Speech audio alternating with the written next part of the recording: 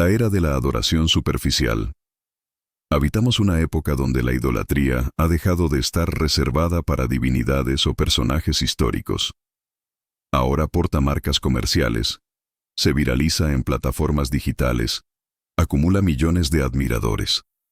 Los políticos comercializan ilusiones vacías desde sus tribunas mientras, simultáneamente, anestesian la capacidad crítica de generaciones completas. Pero no nos equivoquemos. Esto no es un fenómeno reciente.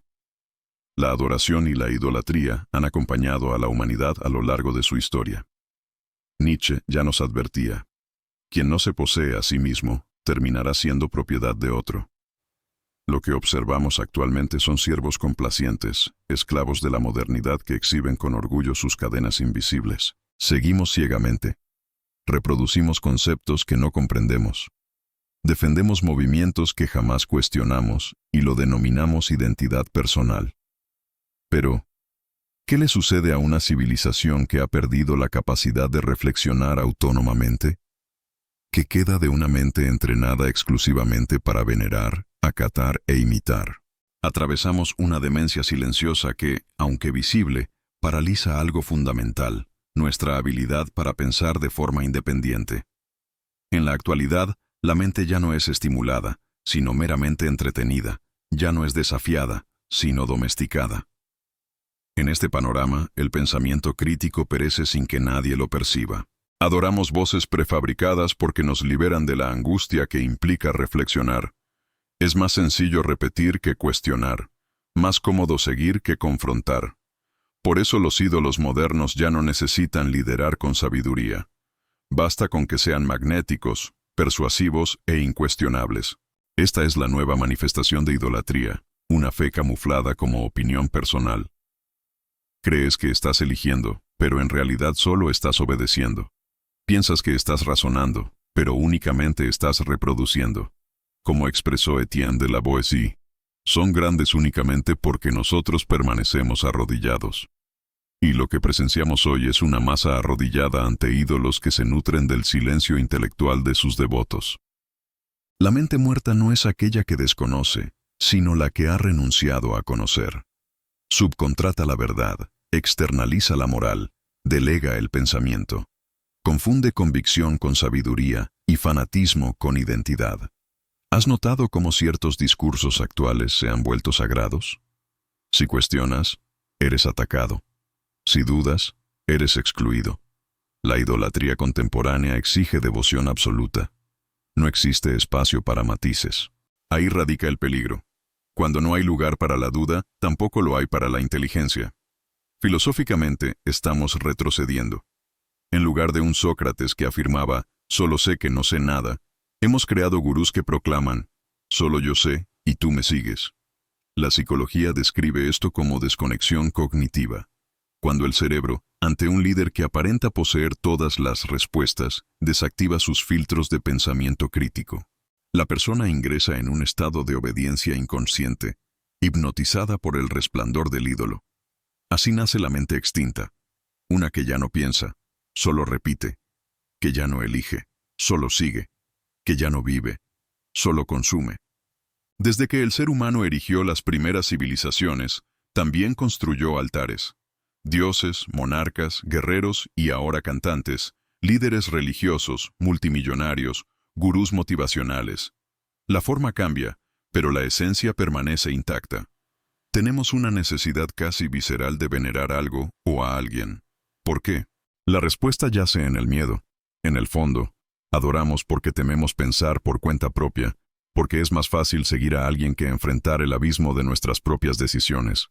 Carl Jung ya señalaba: la necesidad de héroes emerge cuando los individuos ya no pueden sostener el peso de su propia existencia. Entonces buscamos un ídolo. Alguien que parezca tener respuestas, que nos indique qué hacer, cómo actuar, cómo sentir. En psicología, esto se denomina proyección idealizada.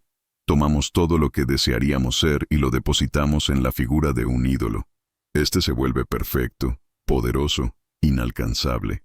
Mientras tanto, nosotros nos vamos empequeñeciendo. La idolatría actual no nace espontáneamente, es fabricada, calculada y sobre todo comercializada. Vivimos dentro de una maquinaria fría, precisa e implacable, que no solo crea ídolos, sino que manufactura tu necesidad de adorarlos. Esta máquina tiene un nombre: cultura de masas. Opera con el mismo principio de cualquier adicción. Cuanto más consumes, más vacío te sientes y más necesitas consumir. ¿Crees que eliges lo que amas? ¿Realmente decidiste a quién seguir, admirar, aplaudir? La verdad es que tu atención está siendo programada, dirigida, explotada. Guy Debord, en su obra La sociedad del espectáculo, advertía: todo lo que antes era vivido directamente se ha convertido en representación. Hemos dejado de vivir para observar, dejamos de ser para imitar. Todo se transformó en imagen, apariencia, estatus. La idolatría moderna se alimenta de 3 pilares invisibles: entretenimiento que anestesia, redes sociales que generan comparación constante, publicidad que manipula deseos. Estas 3 fuerzas no quieren que pienses, quieren que consumas, que desees. Y el deseo, cuando no es consciente, se convierte en obediencia disfrazada. Marshall McLuhan afirmaba: el medio es el mensaje, y hoy el medio son los algoritmos, máquinas que te entregan exactamente lo que quieres escuchar, manteniéndote dentro de una burbuja que refuerza tus creencias y te vuelve incapaz de pensar diferente. No estoy aquí para decirte que abandones tu fe, que dejes de asistir a tu comunidad religiosa, o que dejes de seguir a ese artista que te inspira. Haz lo que consideres correcto. Solo estoy aquí para compartir un mensaje. El resto es tu elección. Lo que propongo es algo más profundo y también más desafiante. Deja de adorar lo que te empobrece intelectualmente. Deja de seguir lo que te silencia. Deja de arrodillarte ante aquello que exige que apagues tu mente para continuar perteneciendo. Asistir a un templo es un acto de fe, pero dejar de cuestionar lo que ocurre dentro de él es un acto de sumisión. Admirar a un pensador es saludable, pero dejar de pensar por ti mismo para solo repetir sus palabras es servidumbre disfrazada de devoción. La libertad no está en abandonar un lugar, está en entrar con conciencia, en cuestionar sin temor, en permanecer con la mente crítica encendida.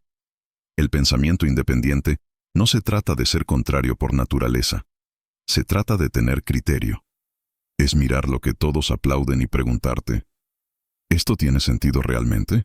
El sistema actual teme una cosa: un ser humano que piensa por sí mismo, un hombre que cuestiona los aplausos, una mujer que desconfía de las certezas absolutas, personas que no se conforman con frases bonitas y buscan la verdad cruda, incómoda, pero real.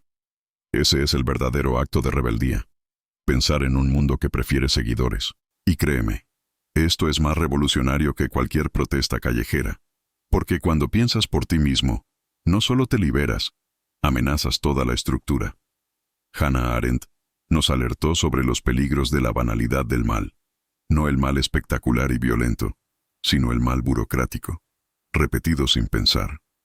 Ella presenció lo que sucede cuando millones de personas dejan de reflexionar y simplemente siguen órdenes. Hoy quizás la tragedia no esté en los campos de batalla, sino en las pantallas, en los discursos prefabricados, en ese ídolo que nunca cuestionas, en ese contenido que consumes diariamente y que poco a poco te consume a ti. ¿En qué momento comenzamos a aceptar tan poco de nosotros mismos? ¿Cuándo cambiamos la lucidez por me gusta, la sabiduría por frases de impacto, la búsqueda de la verdad por entretenimiento superficial?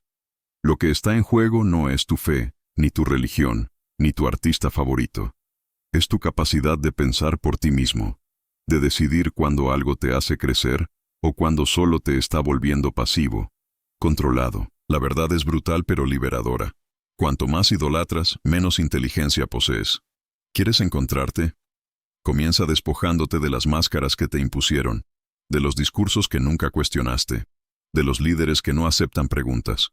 Vuelve a dialogar contigo mismo. Lee lo que te confronta, no solo lo que te confirma.